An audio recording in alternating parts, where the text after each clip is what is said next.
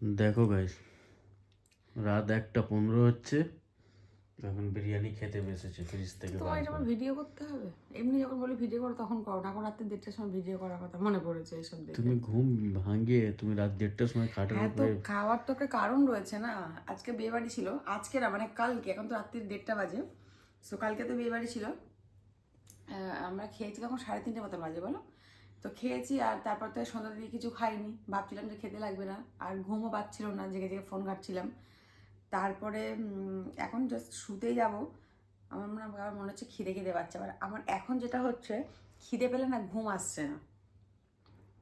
তো সেই জন্য কি খাবো কি খাবো, ফ্রিজে বিরিয়ানি ছিল, ছিল না আজকেই আর কি ওর এক বন্ধু ফিরোজ ভাই, ওনার ছেলের বার্থডে ছিল, তো বিরিয়ানি আর কেক পাঠিয়েছিল।